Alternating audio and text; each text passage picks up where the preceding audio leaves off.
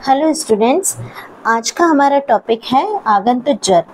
लेकिन पिछले चैप्टर में मैंने सन्निपातक ज्वर बताया था और वहाँ एक पॉइंट छूट गया था, सन्निपातक ज्वर की असाध्यता। तो सबसे पहले मैं यहाँ पर सन्निपातक ज्वर की असाध्यता ही बता रही हूँ।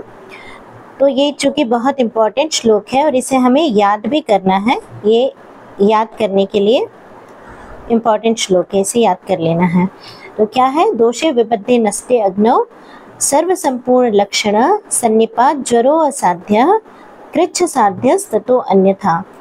अर्थात सन्निपातक ज्वर असाध्य कौन सा होता है? जब इसमें ये तीन लक्षण आते हैं तो ये असाध्य होता है। पहला दोषे विबद्धे, दूसरा नष्टे अग्नौ और तीसरा सर्व संपूर्ण लक्षणः सन्निपातक ज्वरो असाध्य।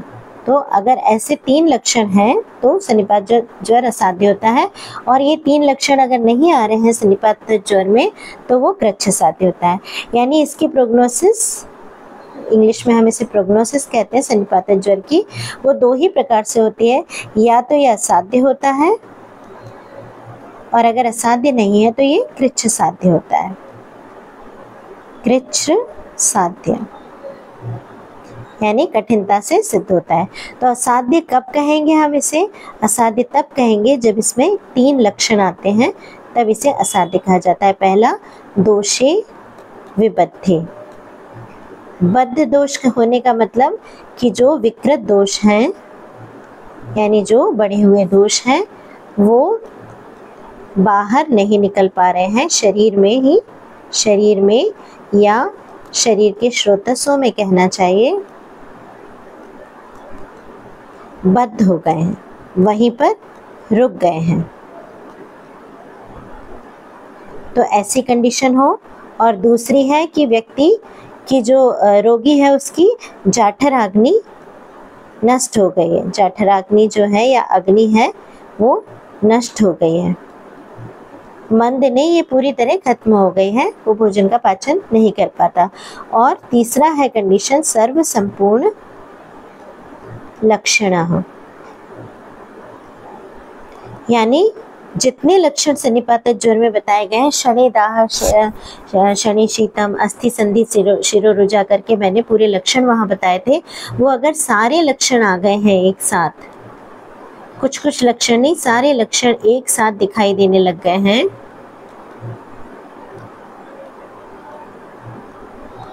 हो गए हैं, है ना, सारे लक्षण एक साथ उत्पन्न हो गए हों, तो फिर ये तीनों कंडीशंस जब एक साथ हो रहे हैं, दोष भी विकृत होकर स्रोतस्सों में बद्ध है, शरीर में बद्ध है, जाठराग्नि नष्ट हो चुकी है, और वो जो सन्निपातक ज्वर के लक्षण है सभी लक्षण उसके पूर्ण रूप में आ गए हैं, तो वो सन्निपातक ज्वर क्या होता है? असाध्य होता है।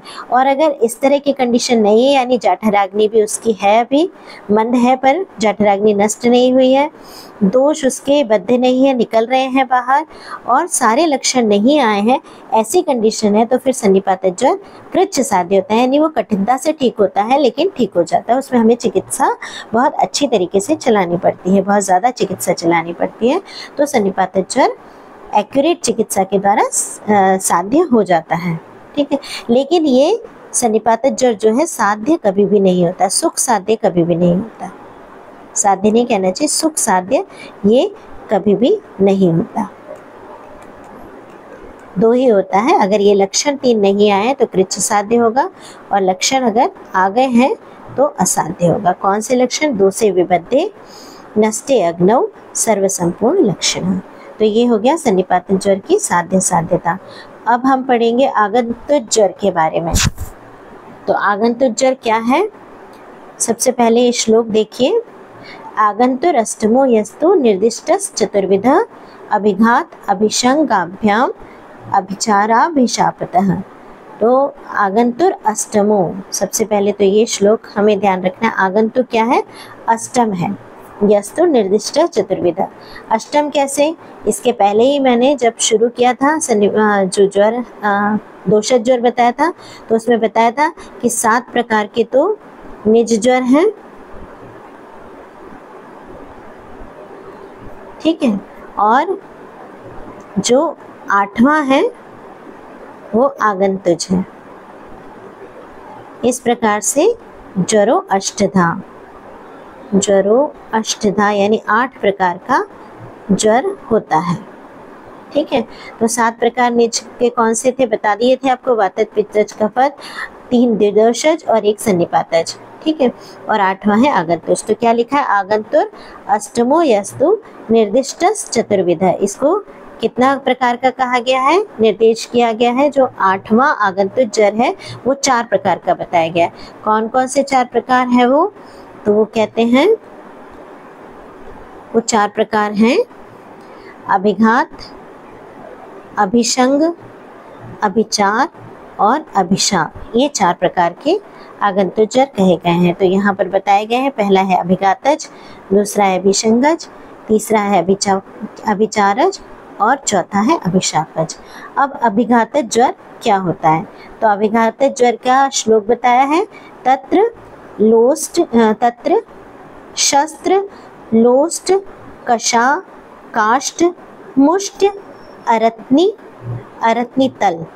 ठीक है, अरत्नी तल और द्विजयी, ये एग्जाम्पल बताए हैं। तद्विदेश च हते गात्रे, यानी इन चीज़ों से जब शरीर पर अभिघात होता है, ठीक है, हते गात्रे, गात्रे यानी शरीर, शरीर के अंगों पर या शरीर पर जब घात होता है ना, अभिघात होता है, किन चीज़ों से, शस्त्र से हो, लोष्ट से हो। लोष्ट किसे कहते हैं, मिट्टी का। शस्त्र तो आपको पता है, कोई भी शस्त्र है ना, किसी चाकू मारा हो या किसी तीर से घायल किया हो, कोई भी ऐसी चीज़ जो शस्त्र कहलाती है।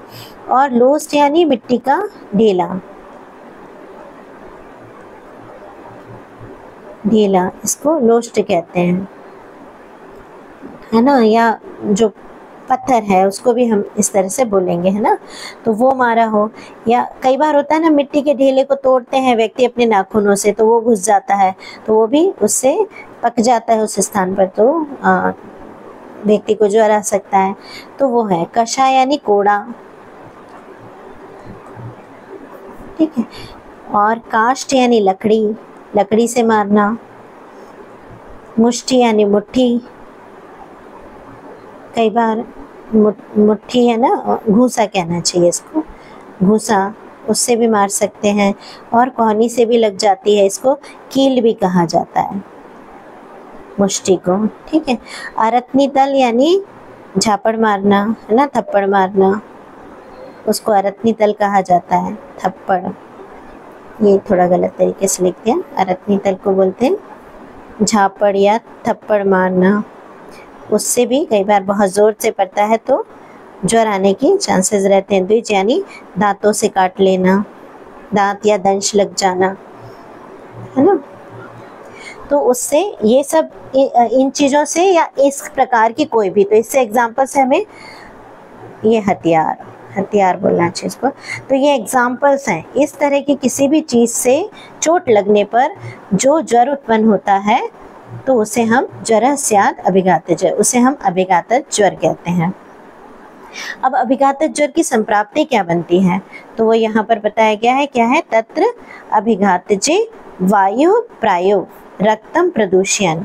तो क्या मतलब है, अभिघातज ज्वर में वायु प्रायो रक्तम प्रदूषयन्। अभिघातज ज्वर से यानी चोट लगी, है ना, या अभिघात हुआ है, इसको अभिघात, संस्कृत में अभिघात कहा गया है। अभिघात के निदान बताया है कि कौन कौन सी चीज़ों को या उसकी तरह की चीज़ों को हम कहते हैं अभिघात। अब उससे क्या हुआ, वात का प्रकोप हुआ, और ये वात प्रायः यानी प्रधानतया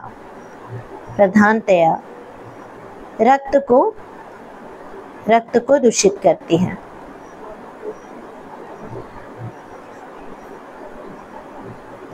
ठीक है, इसमें वायु के द्वारा क्या दूषित हुआ, रक्त दूषित हुआ। प्रधानतया क्यों लिखा है कि केवल रक्त दूषित नहीं होता, मांस आदि भी दूषित होते हैं, लेकिन प्रधानतया क्या है, रक्त दूषित होता है। और उसके बाद क्या होता है, उसके लक्षण होते हैं, कौन से आते हैं, सव्यथा शोफ वैवर्ण्यम करोति सरुजम ज्वरम। तो क्या क्या उत्पन्न होता है, उसको उस स्थान पर व्यथा उत्पन्न हुई, सूजन आई, शोफ यानी सूजन आई, विवर्णता उत्पन्न हुई, और पीड़ा उत्पन्न होके इन सब प्रक्रियाओं के द्वारा फिर क्या उत्पन्न होता है, ज्वर उत्पन्न हो जाता है। तो ये ज्वर की यहाँ पे संप्राप्ति बनती है। क्या है अभिघात ज्वर की संप्राप्ति?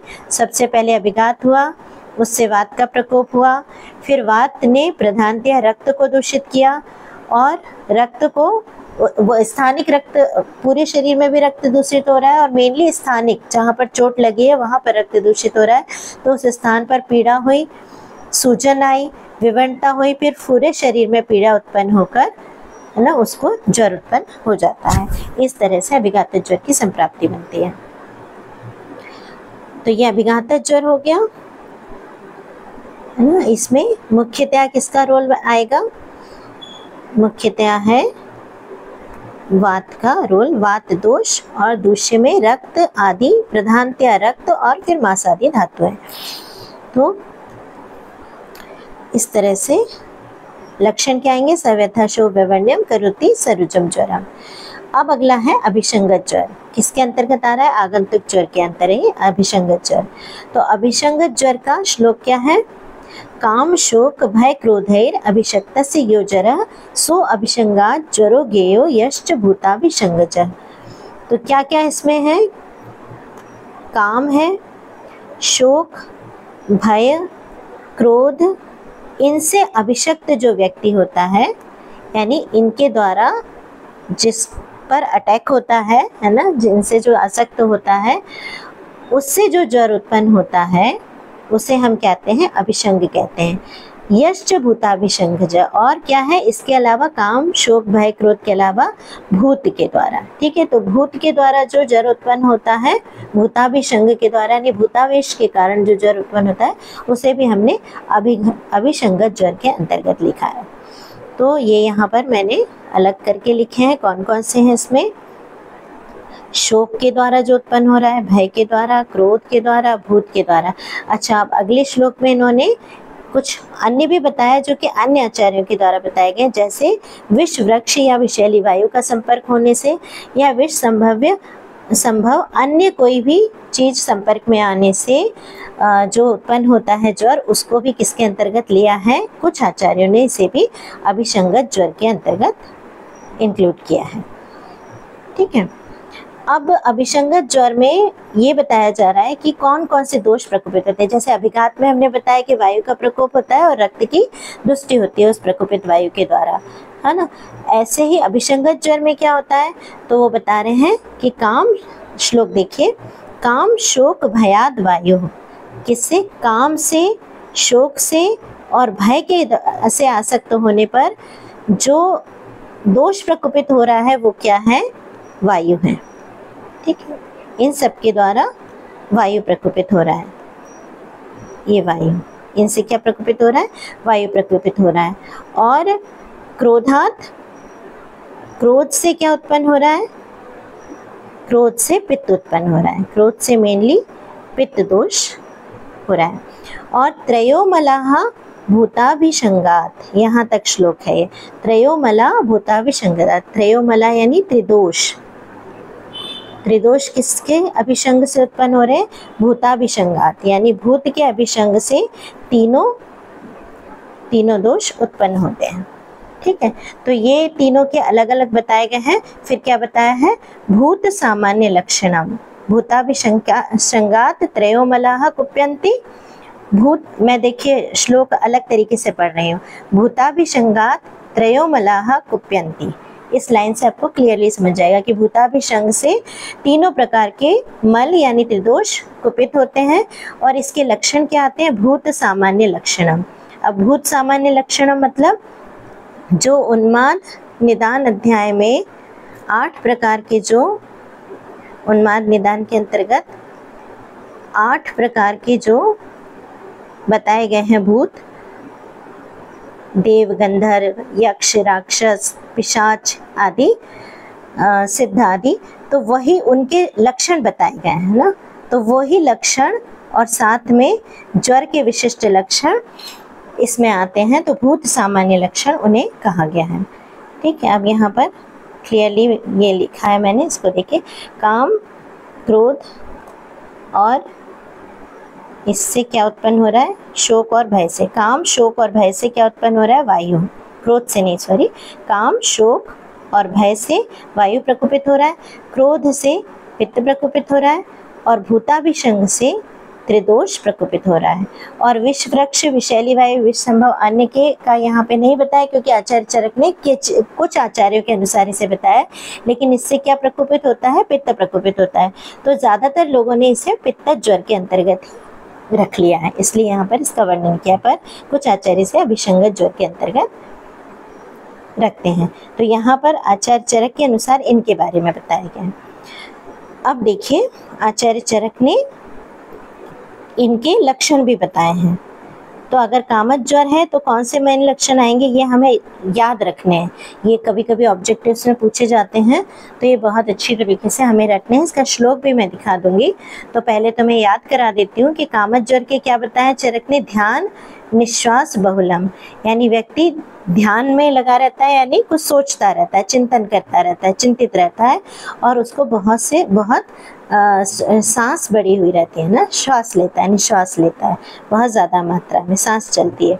और शोकत ज्वर के लिए वाष्प बहुलम, यानी रोना है ना, अश्रु बहुत ज़्यादा दिखाई देते हैं और ऐसा ज्वर आता है। भयज में त्रास प्रायम, त्रास यानी डरता है व्यक्ति ना, त्रास यानी, त्रास का मतलब होता है डरना। क्रोधज में बहु संरंभम, संरंभ का मतलब बहुत ज्यादा क्रोध युक्त उसका चेहरा रहता है ना, बहुत ज्यादा अत्यधिक क्रोध युक्त चेहरा दिखाई देता है, और उसके नेत्र और मुख पर लाली रहती है ना, लाल नेत्र और मुख पर भी एकदम फ्लैश्ड चेहरा दिखाई देता है उसका, ठीक है। और भूतावेश हुआ है तो अमानुष लक्षण आते हैं। अमानुष यानी जो कि मानव, साधारण मानव के लक्षण नहीं रहते, ऐसे उसके लक्षण आते हैं, ठीक है। यहाँ पर इसको बताया भूताधिकारी व्याख्यातम तद अष्टविध लक्षणम, जो भूताधिकार में कौन कौन से देव, ऋषि, पितृ, गंधर्व, यक्ष, राक्षस, पिशाच और गुरु सिद्ध वृद्धादि, इनको एक ही में लिया गया है। इनके जो अष्टविध लक्षण बताए गए हैं उन्मादनिदान में, वही लक्षण इसके आते हैं। अब यहाँ पर सुश्रुत ने कुछ स्पेशल लक्षण बताए, तो वहाँ कंपेरेटिवली मैं बता दी हूँ। कामत ज्वर में चरक ने तो ध्यान निश्वास बहुल बताया, पर सुश्रुत ने चित्त विभ्रंश, तंद्रा, आलस्य और अभोजन, यानी चित्त में विभ्रंश हो जाना, उसका मन विभ्रंश हो जाता है, मतलब सामान्य रूप से कार्य नहीं करता है, तंद्रा रहती है उसको, आलस्य आता है, भोजन नहीं करता वो, हृदय में उसके पीड़ा होती है और उसके अंग सूख जाते हैं। गात्रम च पुरिशुष्यति, तो सुश्रुत के श्लोक में लिखा है। और शोकज और भयज दोनों में प्रलाप बताया है। अब ये दोनों प्रलाप में अंतर आता है। शोकज में व्यक्ति दुखी होकर प्रलाप करता है और भयज में डर के प्रलाप करता है, तो प्रलाप ही दोनों का लक्षण बताया है। क्रोधज में सुश्रुत ने वेपथु यानी शरीर का कांपना बताया है, अंग कांपते हैं उसके, हाथ पैर आदि कांपते हैं क्रोधज में। और भूतावेश में उद्वेग, हास्य, रोदन और कंपन, मानसिक उद्वेग है ना, एंजाइटी कहना चाहिए इसको, और हंसता है, रोता है व्यक्ति और कांपता है उसका शरीर, तो ये भूतावेश में बताया। तो थोड़े से या तो आप स्क्रीनशॉट बना के इनको याद कर लीजिएगा, ये अंतर है। अब विष वृक्ष और अनिल संस्पर्श से क्या बताया है, आचार्य चरक ने बताया कि अगर विष वृक्ष या विष वायु का संपर्क हुआ है या अन्य किसी प्रकार के विष के संपर्क से जो ज्वर आ रहा है, उसमें मूर्छा होगी, मूर्छा और मोह दोनों साथ में होंगे, मद होगा है ना, पागलपन जिसे कहना चाहिए, मद के लक्षण आएंगे, और ग्लानि होगी व्यक्ति को, और ये सब बहुत अधिक रूप में पाए जाएंगे। कौन से 4 लक्षण याद रखने हमें, मूर्छा, मद, मोह और ग्लानि, ये बहुत अधिक रूप में आएंगे। और आचार्य सुश्रुत क्या बता रहे हैं, ये सुश्रुत का लक्षण है कि मुख श्यावण का हो जाएगा, ब्लैकिश सा हो जाएगा, अतिसार होगा व्यक्ति को, भोजन में अरुचि रहेगी, प्यास होगा, तो सुई चुभने जैसी वेदना होगी और मूर्छा आएगी अगर उसको विषद ज्वर आया है, विष के सेवन से या विष के कोई वृक्ष से वो छू गया है या विष की वायु का संपर्क हुआ है, तो इस तरह के लक्षण आएंगे। आचार्य चरक ने जो श्लोक दिए हैं उनको यहाँ बताती हूँ, किसी को याद करना हो तो इन्हें याद कर लेना, उससे कंफ्यूजन नहीं होगा कभी भी। ध्यान निश्वास बहुलम लिंगम कामज्वरे स्मृतम। ठीक है, ये तो लाइन हो गई किसकी, कामज्वर की। ध्यान निश्वास बहुलम लिंगम कामज्वरे स्मृतम। शोकजे वाष्प बहुलम, शोकज्वर में वाष्प बहुल है। त्रास प्रायम भयज्वरे, भयज्वर में त्रास प्राय है यानी डरता है व्यक्ति। वाष्प बहुल यानी अश्रु ज्यादा निकलते हैं। और ध्यान निश्वास आपको बताई दिए। क्रोधजे बहु संरंभम, ये एक शब्द भी पीजी के क्वेश्चंस में पूछा जा सकता है कि क्रोधज ज्वर का लक्षण क्या कहा गया है। तो बहु संरंभम, बहु संरंभम का अर्थ है अत्यधिक क्रोधयुक्त नेत्रों और मुख पर लालिमा आती है। ठीक है। भूतावेशे तो मानुषम, भूतावेश में अमानुष लक्षण आते हैं यानी जो नॉर्मल मनुष्य काम नहीं कर सकता वैसे कार्य व्यक्ति कर लेता है, और वो अष्ट लक्षण जो उन्माद में बताए गए हैं उनसे रिलेटेड हैं। ठीक है। और विश्व संभव में कौन से, मूर्छा मोह मद और ग्लानि भूयिष्ठम। ठीक है। तो ये श्लोक में आचार्य चरक ने बताया। और यहाँ पर मैंने सुश्रुत के भी याद रखने के लिए लिख दिए हैं। कामजे चित्त विभ्रंशस तंद्रालस्य भोजनम हृदय वेदना चास्य गात्रम च शुष्यति। ये 2 लाइंस कामज्वर की हैं। सुश्रुत के अनुसार कामजे कौन कौन से चित्त विभ्रंश होता है कामज में, तंद्रा होती है, आलस्य होता है, अभोजनम होता है, हृदय में वेदना होती है, और गात्रम च शुष्यति। 1 2 3 4 5 और 6 लक्षण इन्होंने यहाँ पर कामज्वर के ही बताए। और भयात प्रलाप शोकाच, भयज और शोकज में प्रलाप होता है, ये मेन है। कोपाच वेपथु, क्रोध से उत्पन्न ज्वर जो है उसमें कंपन होता है, वेपथु होता है, वेपथु शब्द इस्तेमाल किया है। ठीक है। भूताभिसंगाद, और भूताभिसंग हुआ है यानी भूत से रिलेटेड है ज्वर, भूत के आविष्ट होने से हुआ है। तो उद्वेग हास्य रोदन कंपनम, ये लक्षण आते हैं। ठीक है। मानसिक उद्वेग होगा, हंसेगा व्यक्ति, रोएगा और उसके शरीर में कंपन होगा। विषकृत में सुश्रुत ने क्या बताया, श्यावास्यता, आस्य यानी मुख का वर्ण श्याव हो जाता है। और तथा अतिसार एवच, और अतिसार होता है किसमें, विषकृत में अतिसार होता है, श्यावास्यता होती है। और भक्ता रुचि, भोजन में अरुचि हो जाती है, पिपासा होती है, तोद होती है और मूर्छा उत्पन्न होती है। इतने लक्षण विषकृत में बताए गए हैं।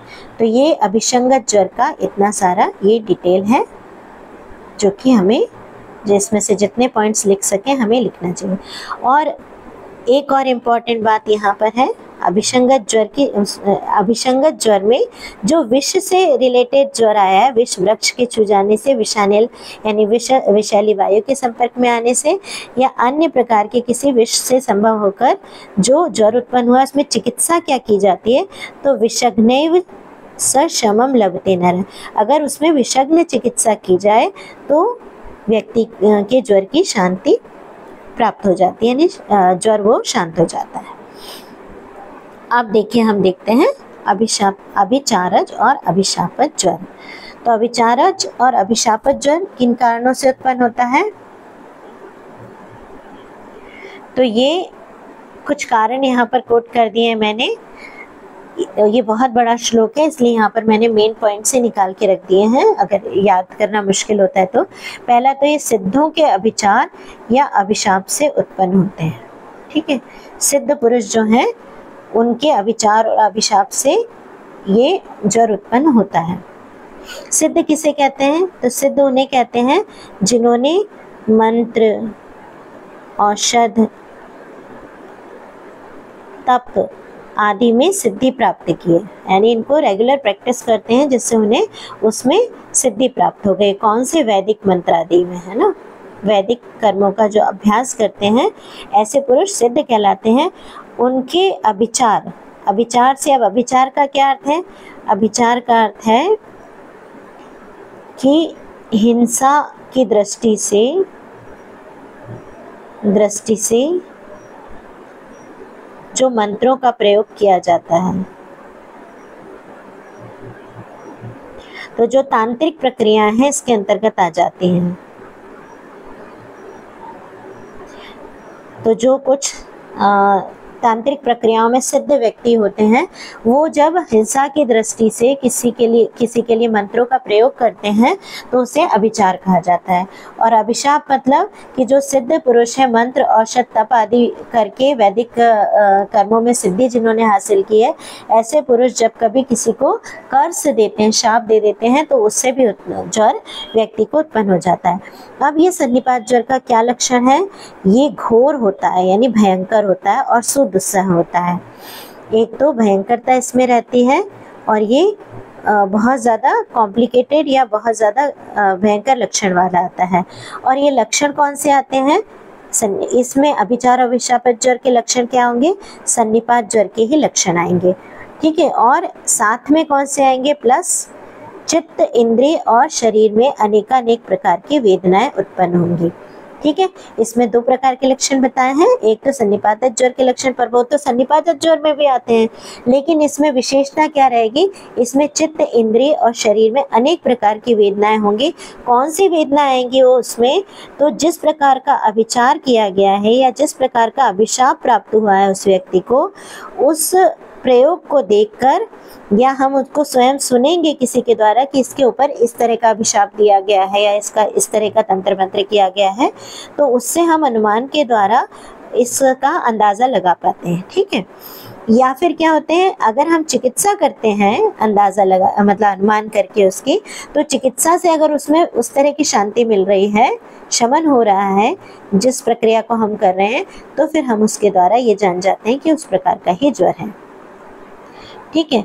और इसमें लक्षण किस प्रकार के आते हैं? तो कहते हैं शाप या अभिचार की विविधता। बहुत प्रकार के अभिचार कर्म होते हैं और बहुत प्रकार के तरह से शाप दिए जाते हैं, तो उसकी विविधता के अनुसार यथा कर्म प्रयोग है, यानी जो प्रकार का कर्म किया गया है, अभिचार कर्म हुआ है या जो प्रकार का प्रयोग हुआ है तंत्र मंत्र आदि का या जिस प्रकार का भी हुआ है, उसके आधार पर इसमें अलग अलग प्रकार के लक्षण आते हैं। ये भयंकर भी होता है और सुदुस्सह भी होता है, ठीक है।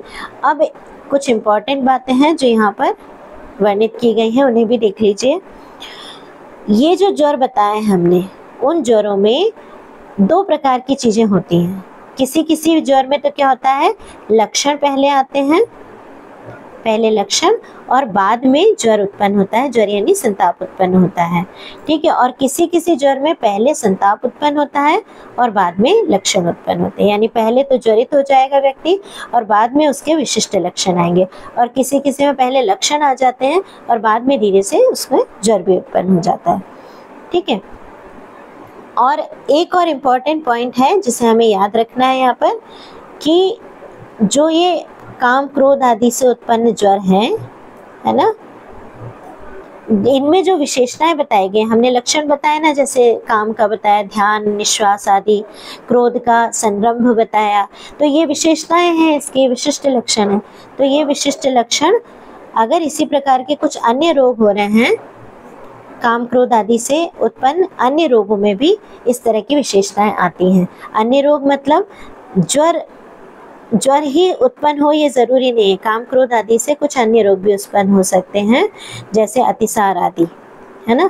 जैसे किसी व्यक्ति के पुत्र की मृत्यु हो गई है तो उसको अचानक से उस वेदना से दस्त लग जाते हैं, अतिसार हो जाते हैं, तो उनमें भी अब शोकज अतिसार हुआ है तो क्या लक्षण आएगा? शोकज में विशेषता अश्रु लक्षण बताए गए, वाष्प बहुल, तो वो अश्रु उसमें भी आ रहे होंगे और उसको अतिसार भी हो रहा होगा।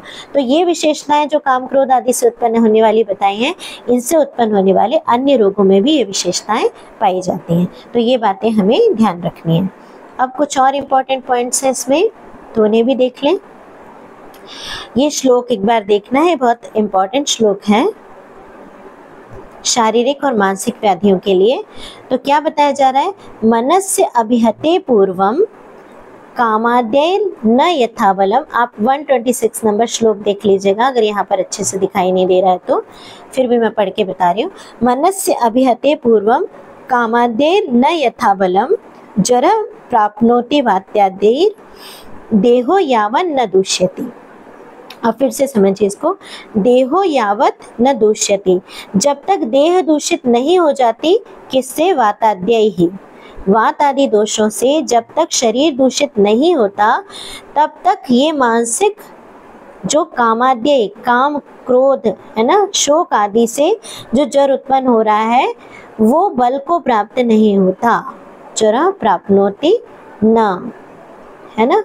तो ये जो ज्वर उत्पन्न हो रहा है काम आदि से, काम क्रोध भय शोक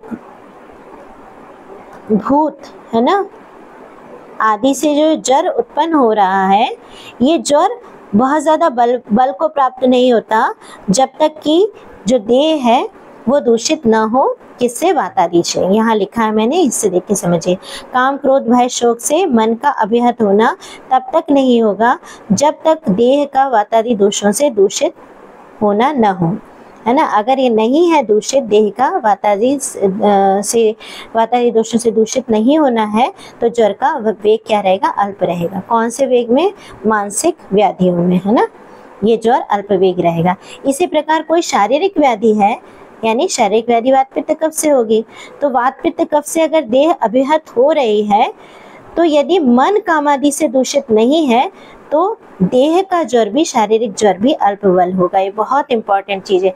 यानी शारीरिक व्याधियों में मन का रोल होता है और मानसिक व्याधियों में शरीर के स्वस्थ रहने का रोल पूरी तरह से रहता है। अब दूसरा पॉइंट देखिए, इसमें दोनों बातें जो मैंने बताई हैं। देहे च अभिहते पूर्वम वातादेर, अगर देह पहले वातादि से अभिहत हो रहा है, यानी देह में वात पित्त कफ आदि प्रकोपित हुए हैं, तो वो पूरी तरह बलवान नहीं होंगे। न यथा बलम ज्वर प्राप्नोति, पूरी तरह बलवान ज्वर को उत्पन्न नहीं कर पाएंगे तब तक जब तक कि कामादि से मन दूषित नहीं हुआ है। यानी अब इसको समझ रहे हैं आप, कितनी बड़ी बात है कि अगर किसी व्यक्ति का मन स्वस्थ है पूरी तरह, तो देह में अगर उसके शरीर में वात आदि दोष का प्रकोप हो भी रहा है तो भी ज्वर उतनी बड़ी मात्रा में नहीं होगा, बहुत बलवान नहीं होगा। उसी प्रकार मानसिक दोषों के कारण, यानी काम क्रोध भय शोक के कारण यदि ज्वर उत्पन्न हो रहा है, तो वो पूरी तरह बलवान तब तक नहीं हो सकता जब तक कि देह भी वात आदि दोषों से दूषित ना हो। ठीक है, तो ये मानसिक और शारीरिक स्वास्थ्य की यहाँ पर रोल है व्यक्ति के बीमारियों से लड़ने में, बीमारियों से उसकी जो व्याधि क्षमित्व यानी इम्यूनिटी जो रहती है उसमें ये दोषों से दूषित न होने का कारण बनता है। ठीक है, अब एक और इम्पॉर्टेंट बात है आगंतुज और निज दोषों के बारे में। तो यहाँ पर क्या बताया गया है, श्लोक को देखिए आप। ते पूर्वम केवला पश्चात निजैर व्यामिश्र लक्षणाः। ते मतलब अभी हम किसकी बात कर रहे हैं यहाँ पे, आगंतुज की, है ना। तो वो तेज से मतलब है आगंतुज। तो ते पूर्वम केवला पश्चात, ये पहले क्या होता है, स्वयं आगंतुज ही होते हैं। पूर्व में तो ये केवल आगंतुज होते हैं पूर्ण रूप से। पश्चात निजैर व्यामिश्र लक्षणाः, बाद में क्या होता है, निज यानी दोषों के व्यामिश्र लक्षणों से उत्पन्न हो जाते हैं। यानी जो हम कामादि ज्वर के लक्षण बता रहे थे, जैसे कामद ज्वर में हमने बताया था तंद्रा और निश्वास, तंद्रा नहीं सॉरी ध्यान, है ना। यहाँ पर हमने बताया था ध्यान और निश्वास बहुल। तो ये लक्षण उसके मेन है ना, किसके कारण है, काम के कारण है, कामद ज्वर है ना। तो ये लक्षण ही पहले रहते हैं और बाद में क्या होगा, पश्चात इसमें वात आदि दोषों के भी लक्षण आ जाएंगे। जो भी दोष प्रकोपित होगा उस दोष के लक्षण यहाँ पर मिश्रित हो जाएंगे। ठीक है, तो ये इम्पॉर्टेंट है कि आगंतुक ज्वर पहले तो अपने ही लक्षणों वाला रहता है, लेकिन बाद में जब निज दोष भी दूषित हो जाते हैं तो उनके लक्षण भी उसमें आ जाते हैं। तो हमें वो लक्षणों पर भी ध्यान देना रहेगा कि ये दोष भी दूषित हो गए हैं। और लेकिन हम आगंतुक को पहचानेंगे कैसे फिर, तो क्या बताते हैं, हेतु औषधि विशिष्टाश्च भवन्त्यागंतवो ज्वरः। इसमें आगंतुक ज्वर में इम्पॉर्टेंट चीज़ क्या रहती है जिससे हम इन्हें पहचानते हैं, एक तो हेतु की विशिष्टता रहेगी, यानी निदान हम जब उससे हिस्ट्री लेंगे तो हमें हेतु उन आगंतुक ज्वरों के मिलेंगे। तो हेतु विशिष्ट रहेंगे, वो वातादि से अलग रहेंगे, वातादि जो ज्वर हैं यानी निज ज्वर हैं उनसे अलग रहेंगे, और इनकी जो चिकित्सा रहेगी वो भी विशिष्ट रहेगी। यानी अगर शोक से उत्पन्न हुआ है ज्वर तो हमें शोक को नष्ट करने वाली प्रक्रिया चलानी ही पड़ेगी, है ना। इस तरह से भय है तो भय को दूर करने वाली प्रक्रिया चलानी पड़ेगी, है ना। तो उस हिसाब से ये इसकी चिकित्सा जो रहेगी वो भी विशिष्ट रहेगी। या किसी चोट के कारण उत्पन्न हुआ है तो भले ही बाद में वातादि लक्षणों से वो मिश्रित हो गया है, लेकिन जब हम हेतु जान लेंगे कि चोट लगी है, अभिघातज है, तो हमें चिकित्सा क्या चलानी पड़ेगी, उस अभिघात के अनुसार हमें जिस जगह पर जो लोकल प्रॉब्लम हुई है, शोथ आदि हुआ है, तो लोकली हम उस जगह की चिकित्सा भी करेंगे और उस दर्द को दूर करेंगे चिकित्सा के द्वारा। तो वातादि दोषों की चिकित्सा से पूर्व में हमें हेतु उसके जानकर और उसकी विशिष्ट चिकित्सा को भी करना पड़ेगा। तो हेतु औषध विशिष्टाश्च भवन्ति आगंतुको ज्वराः।